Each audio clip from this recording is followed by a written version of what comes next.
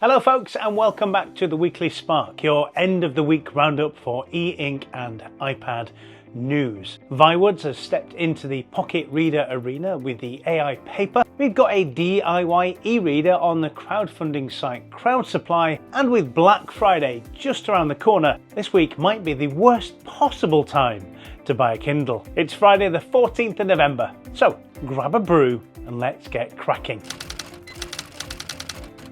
Viwoods has released the AiPaper reader, which is the first confirmed e-ink device shipping with Android 16. Now, Viwoods is usually known for its bigger e-notebooks that run Android with full Google Play access, but with the Boox Palmer Pro stirring up more interest in pocket-sized e-readers, suddenly everyone wants their own take on the format, and this is Viwoods' go at it. The AiPaper reader is a compact little device built purely for reading. It has a 6.13-inch Carter 1300 display with 300 ppi, so text should look sharp, and the front is flush glass with a built-in front light. It's genuinely pocket friendly too, weighing just 138 grams and only 6.7 millimeters thick. Inside, it's running a modern 6nm processor, which basically means it's more efficient and uses less power than previous generations. You also get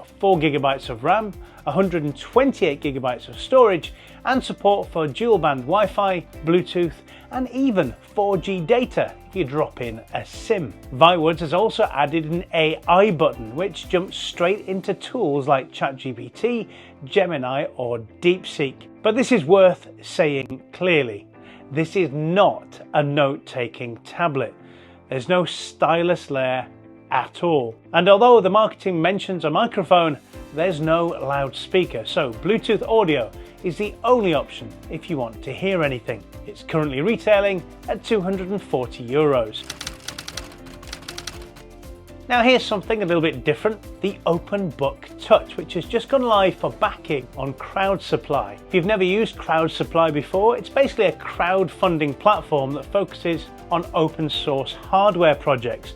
It's where niche, enthusiastic driven gadgets go to get funded, and unlike Kickstarter, the projects tend to be more technical, more transparent, and generally aimed at people who actually like to take things apart. The OpenBook Touch is the newest version from OpenBook Project, which has been going on for years with just one aim: to create a proper, open source, hackable e-reader that you can modify, rebuild, or even completely rewrite if you want to, and this is easily their most advanced version yet. It's running on an ESP32S3 microcontroller, that's a dual-core chip with Wi-Fi and Bluetooth built in, and everything about the device is designed for tinkering. There's 16 megabytes of flash for firmware and custom fonts, 8 megabytes of fast SRAM so it can handle things like EPUB parsing without choking, and a micro SD slot for your library. Powered by a user replaceable 1800 mAh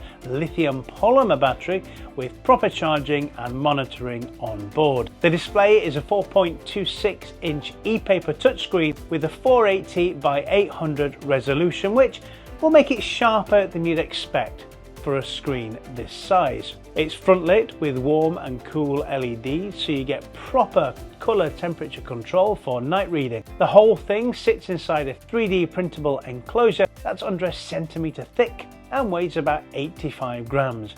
Very pocketable. One of the big changes from the earlier versions is the move to this minimalist design. The older prototypes had loads of physical buttons. This one strips all of that down so that the front is almost entirely screen, with navigation handled through the capacitive touch layer. It gives a much cleaner and more modern aesthetic. Once it ships, all the design files, the board, the enclosure, the schematics, the firmware will be fully open source. This isn't a mainstream Kindle alternative. It's very much for people who like to tinker, experiment, or build something unique. That's your thing.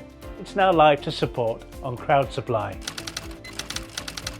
Before we wrap up, a quick heads up about Black Friday. Amazon normally kicks things off the Friday before Black Friday with a few early deals sneaking out a couple of days beforehand. These offers usually run straight through to Cyber Monday and sometimes spill over into the week after if there's enough stock left. If you're thinking about buying a Kindle, especially a Kindle Scribe, it's definitely worth waiting. Amazon has already announced the new Color Scribe, which they've said is arriving in the US, well, anytime now, and in the UK, unfortunately for me, early next year. And that announcement alone makes it far more likely, I think, that the current Scribe might see bigger discounts than usual. Whenever Amazon introduces a newer model, the outgoing version tends to get its price pushed down, partly to clear stock, partly to catch buyers who don't want to wait for the new one.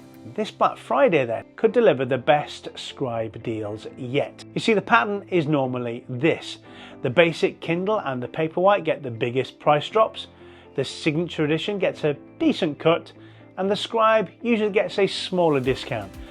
But again, this year is possibly going to be different because Amazon has that new model waiting in the wings. If you're tempted by the current Scribe, holding off for a couple of weeks might genuinely save you a decent chunk of change. Bottom line, Black Friday's coming, a Color Scribe is on the way, and we're in that awkward don't buy a Kindle yet window. Give it a little time and see what offers land. So that wraps up this week's Spark. Not really that much to talk about, but hopefully what I've shared has still been interesting enough. If you've spotted any other e-ink or iPad stories I've missed, please do add them in the comments or email me directly at markfromthespark@gmail.com and I'll consider it for next week's episode. Subscribe so you don't miss the next roundup, and if you'd like to support the channel, you can buy me a digital coffee, link in the description. I'm Mark from the Weekly Spark, and I'll see you in the next one.